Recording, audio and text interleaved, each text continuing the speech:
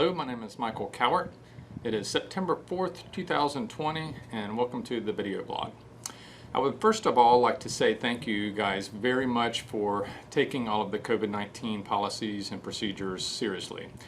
It's very much a testament to how well you guys are following these. By the first time in several months, we don't have anyone off on COVID-related symptoms or some type of quarantine that's on the schedule. So hats off to you guys and gals out there in the field, really taking this seriously and making certain you're keeping each other protected.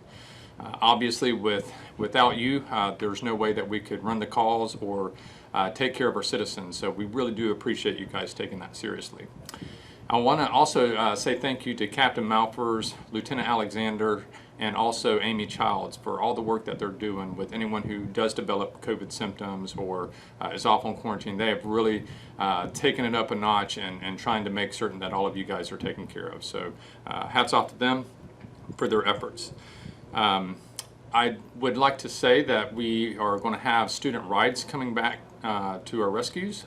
The reason why we're doing this is because we really got to get these students out and cleared. So we are starting a P3 program. About half of them are going to be our own folks, and then the other half of the students are going to be ones that did not have a department that they could ride with at home. So Gainesville's handling all of their students, and we're just going to be handling ours and then those who could not ride with another department. So we are making certain that they are tested negative for COVID prior to coming to our stations and are going to require them to retest as well.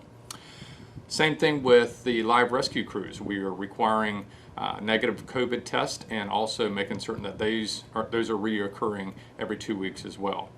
What I'd like for you guys to do is make certain that whenever they do get to the station that they follow the same screening process prior to coming in, and that they are making certain that they are adhering to all of those PPE policies and social distancing. So next item is the times for the live rescue have changed. They are now running from 2 o'clock p.m. to 10 o'clock p.m. from Tuesday to Thursday. Now what they're doing is filming during those times in case there's any unique cases that they want to air on the live rescue shows on Fridays and Saturdays. So some of those tapings will actually make it to the live showing whenever they have open spots between the calls on those evenings. The normal times for Friday night and Saturday night is going to be filming from 5 p.m. to 11 p.m. on those nights. And then obviously the live show is on from 9 to 11. So if you haven't had a chance to catch it, please make certain you tune in. It's on A&E on Friday and Saturday night from 9 to 11. A lot of our folks have already been shown on there, and we just look super professional and have a lot of compassion for the patients that we've been working with. So hats off to the crews who are involved in that. We do appreciate everyone wearing their Class Bs during the filming times.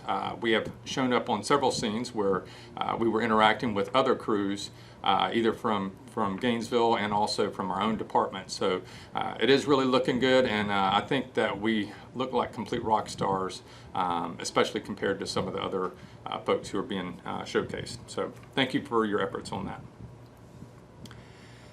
There's a new training a training newsletter that has been posted out by Lieutenant Young. I think this is a great opportunity to showcase some of the training that's being done out there. It also showcases just how much stuff is getting done by having lieutenants on the road. So we're super excited that that's taken place and that they're able to do that. Thank you all for social distancing and wear a mask whenever you are in those training sessions. And we really appreciate the work that they're doing. They had some pictures on there of the first ever ACFR rope ops class that were really good, them doing some rope rescues over there at Ben Hill Griffin Stadium. So check out the newsletter.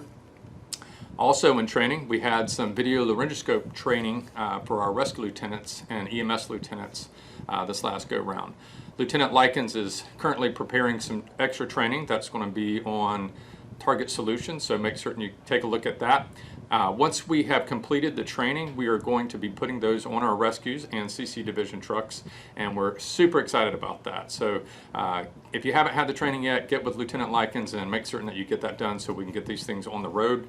And then we will also be doing clearances. So you'll be temporarily cleared until October, and then we're going to be doing clearances for the video laryngoscopes with the actual medical directors as well in October. So we'll be setting up a training session where you'll get cleared on the video laryngoscopes and also RSA or RSI if you're in a CC division.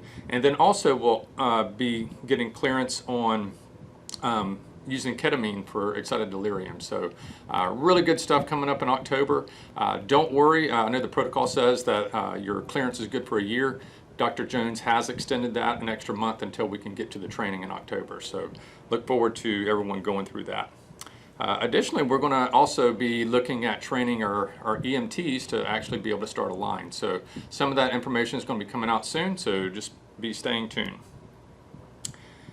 In addition to training, we have an EMS Lieutenant, EMS Training Lieutenant, that's a position that's going to be coming available when Captain Tanashawn retires later this year.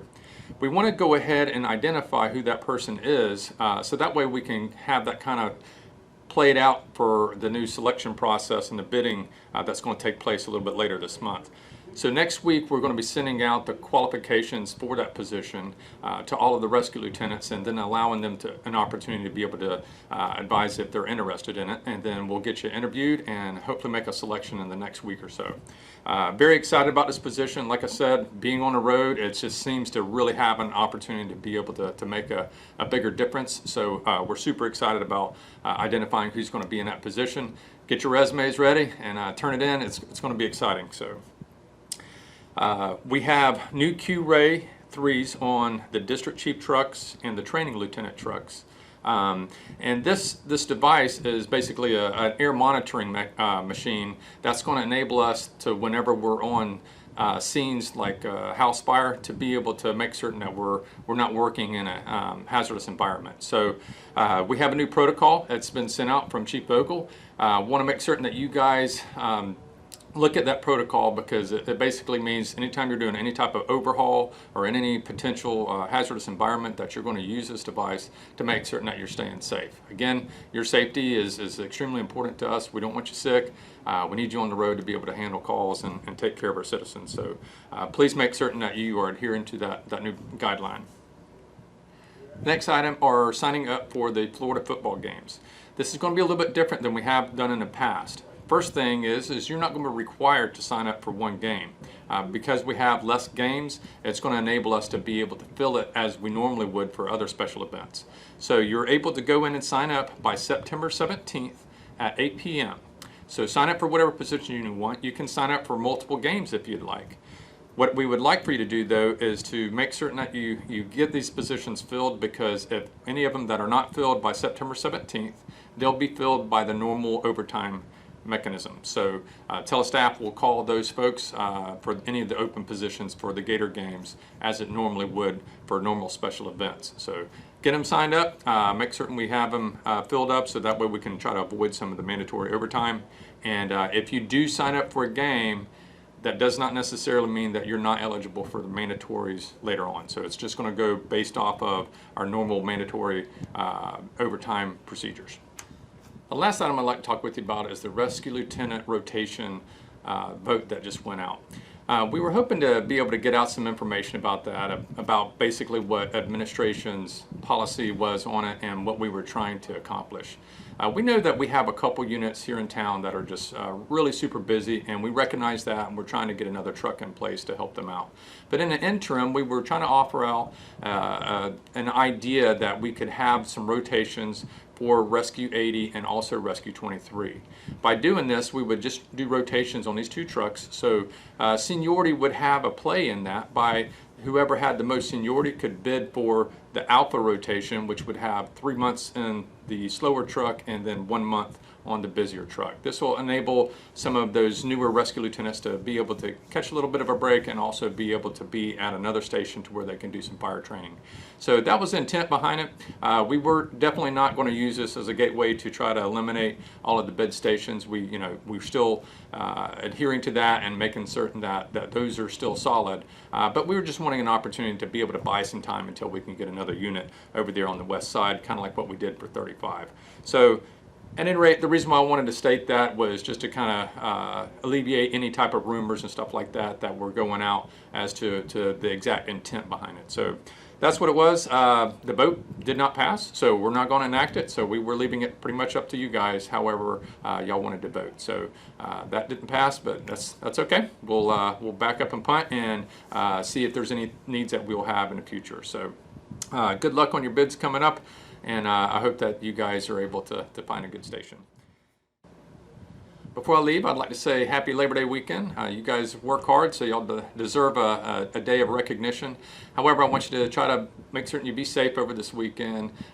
Make certain that you Uber if you're going to be having any libations. I know there's going to be several checkpoints for DUI checkpoints around the county. But most importantly, I just want you guys to be safe. So even if you're off duty, please make certain you're trying to maintain those social distancing and wearing your mask. It is a requirement in Alachua County. We want to make certain that you guys are safe and able to get back here with us. So have a great weekend, and we'll talk to you soon.